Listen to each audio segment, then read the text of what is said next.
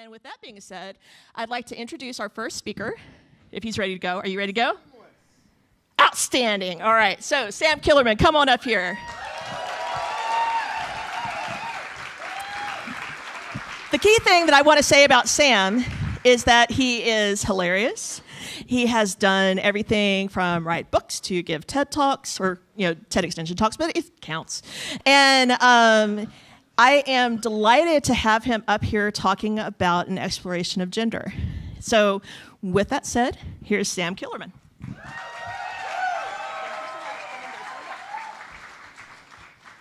Oh. Hi, everyone. How are y'all doing?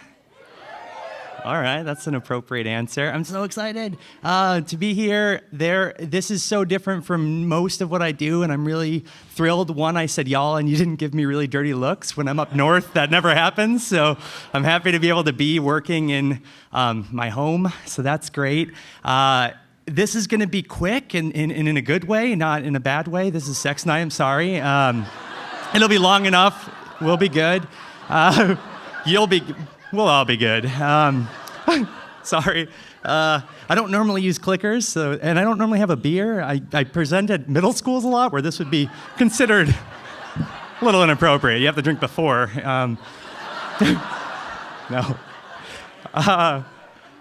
And I'm not gay, and that freaks people out, and I need to say in the beginning, sorry for the people who were like, that was too long, like this whole time I thought that, and like your reality is collapsing. I'm sorry. I know that it freaks people out. I usually start with that. So many things are changing, and I'm not gay, and that freaks people out, and I know that, I'm sorry. It's weird coming through a microphone. It sounds extra defensive, but it's not defensive. It's just a fact, like not an alternative fact, like a real fact. Like, sorry. Okay. All right. I feel like I've checked off all my boxes. Those aren't the boxes. This is, but those are the boxes. I feel like I still have some disbelievers on the not gay thing, and I know. Amy couldn't see you, but I can see your eyes. Like, I can see the judging eyes. You're like, well, what about this scarf? This scarf is adorable. Okay, this scarf. And thank you. And this sweater brings the outfit together, and it's cold as hell in here. Yeah, I'm not gay, and that freaks people out. And I honestly, it used to scare me as well. And when I was in college, my first semester, people assumed and asked if I was gay so many times, or they would do something that I kind of appreciated, which was set me up on a date with their guy friend, which was a bummer for him. But me, I'm like, new friend. Like, I wasn't bummed. But he was like, this isn't what I signed up for. And that happened so many times that I finally went to a place. I went to Purdue University in the Midwest, and I went to a place called the Queer Resource Center. I was like, hey, this thing keeps happening to me. What's going on? Everybody seems to think that I'm gay. I'm pretty sure I'm not, but everybody else seems to be really sure that I am. Like, help me out. And this person was like, just telling me about it. And I told them a bunch of stories, and they stopped me after about 30 minutes. And they said, Sam, I think I know what's going on. I said, well, what is it? And they said, I don't think what's happening has anything to do with your sexuality. And I was like, okay. And they said, I think it has everything to do with your gender. I was like, okay, I had never thought about those as being separate things before.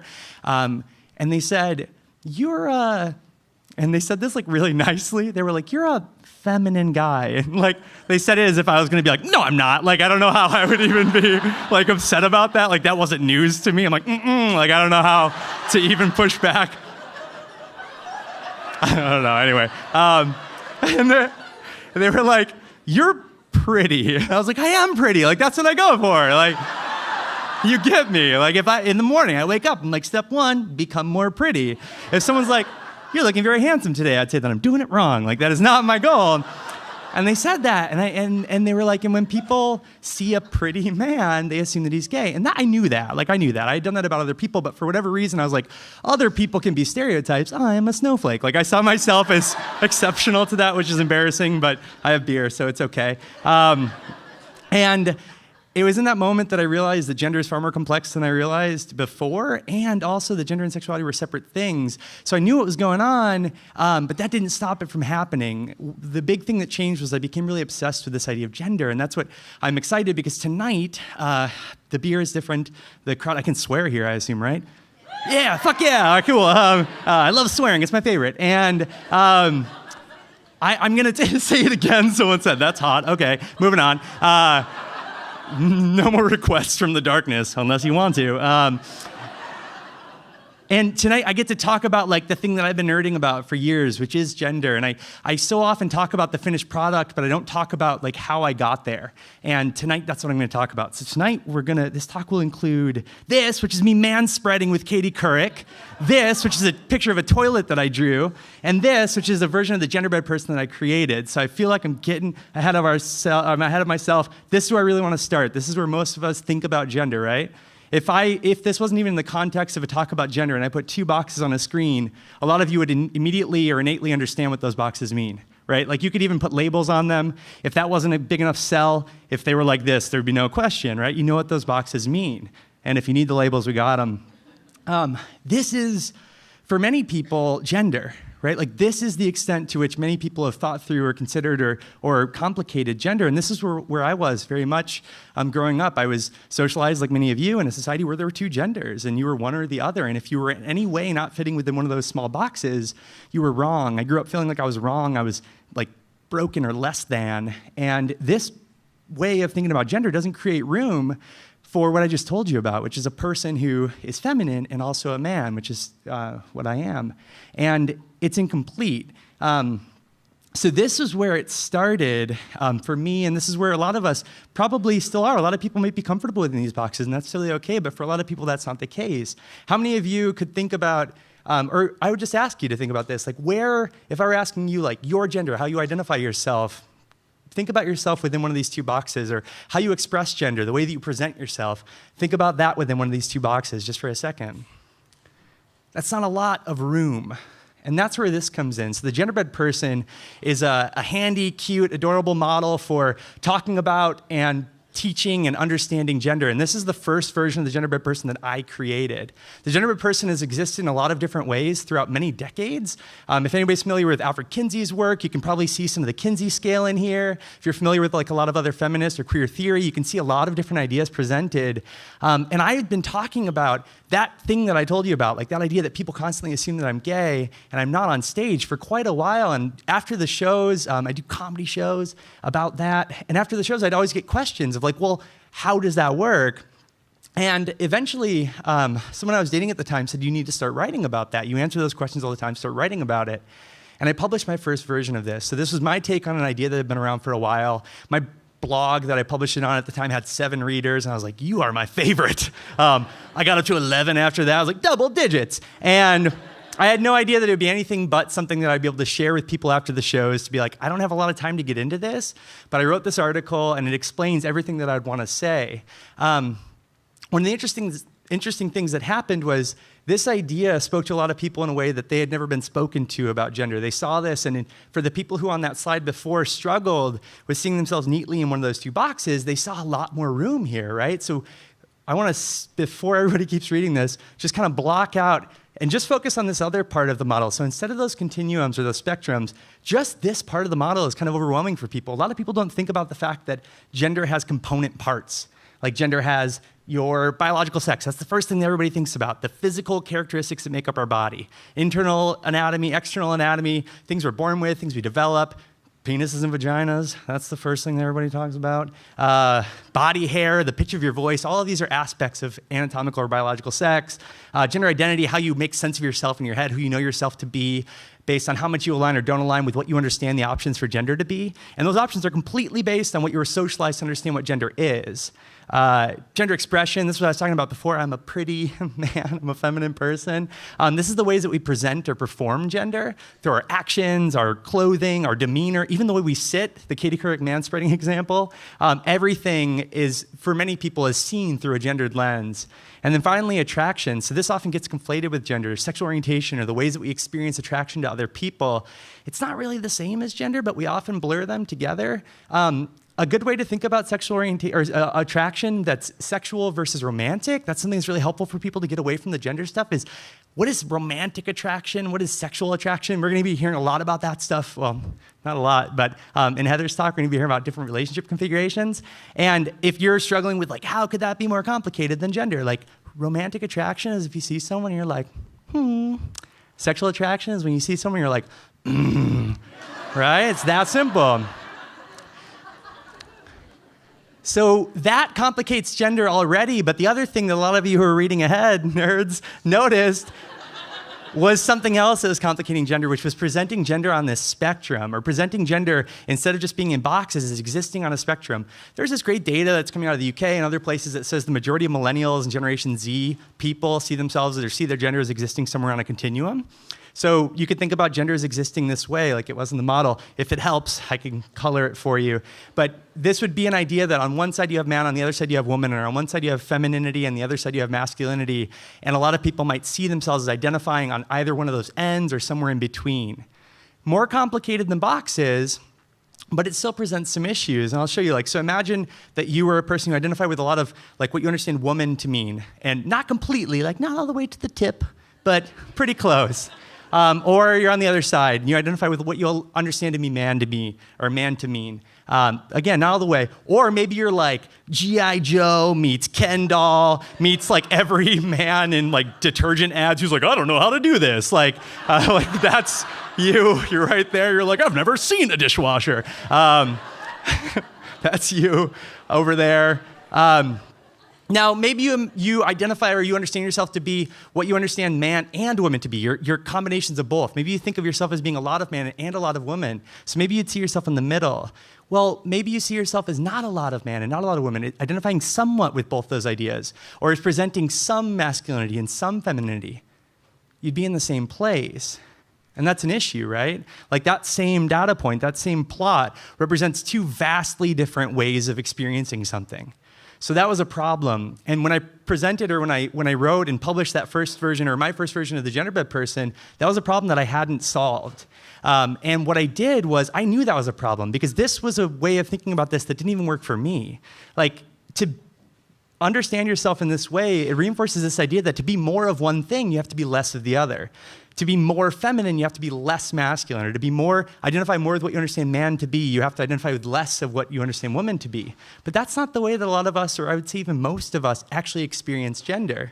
Using myself as an example, I have a beard. It's not a very bushy one, but I have a beard. And I'm wearing this scarf. They don't cancel each other out, right? This is masculine, this is feminine, and they're touching. They're adjacent, and they don't cancel each other out.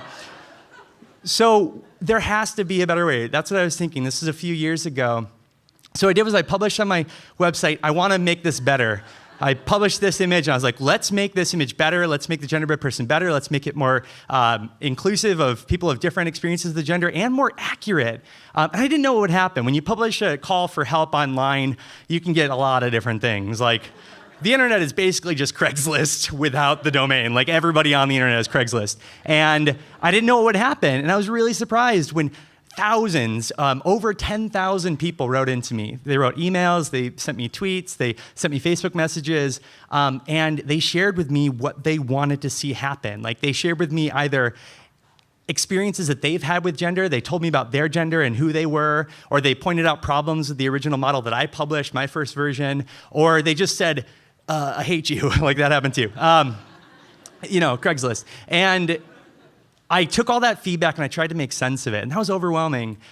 This was a few years ago. This was 2012, 2013, and I reached out to a friend, a local sex educator. Her name is Dr. Karen Rain, wonderful person doing wonderful work. And I was like, hey, have lunch with me. I've got all these ideas in my head. I just want to talk through them and see if we can make sense of it. I've got it on the tip of my tongue. I know what this needs to be. I just don't know what it might look like. So we talked. She listened. It was wonderful. And we came up. I walked out of Bolden Creek Cafe, which is where I had that chat with her, and I walked out of there with a napkin with this drawing on it. So what we realized was that thinking of man and woman, or masculinity and femininity, as existing on the same spectrum, that was the problem. These are separate ideas, or they're just very individual concepts. So they need their own continuum, or they need their own scale. So by breaking those individual concepts out and presenting them on their own scale, it solves a lot of issues. So if you imagine, with any of these continua or these scales, a lack on the left, a lack of whatever's on the right. So we can color them again to help people out. You can imagine the top scale being femininity. So on the left, we have a lack of femininity, no femininity. On the right, we have extreme femininity, which is fun to say. And the bottom one, masculinity. So that example that I brought up before, somebody who expresses a lot of masculinity and a lot of femininity, they have room on this way of thinking about gender. Or somebody who doesn't express much of either, they have room as well. Or somebody who says neither of those things, like I don't identify with man or woman, neither of those, they have room over here in the empty set. This is a far more complicated way of thinking about gender than the box is, right? It's not perfect, and it never will be, because what we're trying to do is represent what is happening in society. I'm not trying to present my ideal world. I'm trying to more accurately represent the way that we've been socialized or what's actually happening. And the interesting thing about this is it's also a very simple way of thinking about something that's incredibly complicated, because what we've done here is presented a really complicated way of thinking about like data or one's sense of self in a way that even like second and third graders can really easily understand. And I know that because I work with second and third graders and they totally get it. And that's why like Fox News hates me. But it's so simple. A lot of people have hard times with data visualization or graphs. And what we're doing here is we're essentially creating an XY plot. We're creating a 2D space. And we're plotting 2 points. And we're getting a coordinate of like, this is where one's expression of gender might be or one's identity might be. But it's even more complicated than that because we have those 3 components of gender. So we really have all of these boxes for this one thing. So as many check boxes as you can possibly imagine. Pick whichever one you'd like. And we have these 3 different components. If you can't see at the bottom, it's expression, identity, and sex. 3 different graphs and a plot on each of them. We have this really complicated way of thinking of oneself and a really simple way of asking the question. Most people don't have a hard time answering. Like, imagine yourself from 0 to 100 with how much you express masculinity. A lot of people can totally get that. But if I were like, plot this graph for yourself, they'd be like, I'm going home. Like, I don't even know why I'm here. If we flatten it, we get this. So we get this like really complicated way of representing data in one 2D space, which we could just think of as like an area map. And the best thing is all this happens from a very simple question that most people have no issue understanding. And this is still simpler than what is actually happening because gender changes over time. The way that you express gender, the way you understand yourself to be. We could very easily imagine a z-axis coming out of this showing how that map changes over time. Really complicated, and this is what it looks like in practice. So this is the most recent version of the genderbread person that I've created, version 3.3. It's like an app, it's not. And so you can see those different like Ness models, womanness and manness, how much you identify, or neither of those things. For people who are socialized in a culture where there are 3 or more genders, it would totally be reasonable to have more than 2 continua. If you're socialized in a binary gendered culture where everything is fitting into one or the other, for a lot of people it makes sense to find themselves in between or in combinations of both of those things. And again, just to reiterate, this is in no way like me presenting my utopian future. It's just trying to accurately represent the complexity of this thing that we're all experiencing in many different ways. The second version of the genderbread person that I created in this one had been downloaded over 1 billion times on my website, like with a B. They've been translated in dozens of languages. They're used in over 100 countries for education and advocacy work. And all the work that I've created is completely uncopyrighted, so people just use it freely and do whatever they want and remix it and make new versions of it. So it's been a really wonderful thing. Oh, thanks, y'all. You're nice.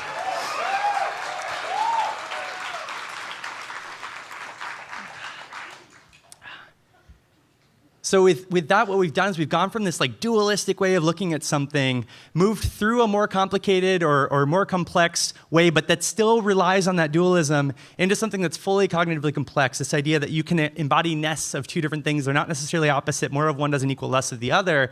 And in doing this, or in like having these conversations, or in seeing gender this way, a lot of interesting questions pop up, and people start to attach gender or their issues with gender to completely other things. And I say this because a couple years ago, so about 2 years ago, I started getting asked to come around the US and Canada to a bunch of different towns, and transgender advocacy groups or trans people themselves would be like, hey, there's this town hall and there's this big debate going on about bathrooms. And that's something that now everybody is familiar with, right? Like if I bring up bathrooms, we're not like, what do you mean that's an issue? Like, right? Like everybody knows about it. Like it's, oh no, that's, yeah. Oh, sorry, I was like, nice to meet you. Everyone, please, one at a time. No, thank you, no. Sorry, this is an intentionally left blank. I could have put that up there, but it would have been wrong. And going around to those town halls, I kept hearing people who were like, yeah, all these genders, I don't even know. But like, what do we do about bathrooms? Like, do we have to build new buildings? Like, it got so ridiculous so fast. And I went to like 15 of these. And And I started to realize that we have a lot of fear around gender. Gender is core to so many people's experiences of self. It's connected to so many other aspects of our identity, our religious identity, our ethnic identity. And for a lot of people, they see it like a Jenga game. Like they think that what I'm asking them or what anybody who's doing gender activism is asking them to do is to remove this like bottom piece from their Jenga tower, and the whole thing is going to collapse. And what a lot of us are actually trying to do is just get people to put a piece on top.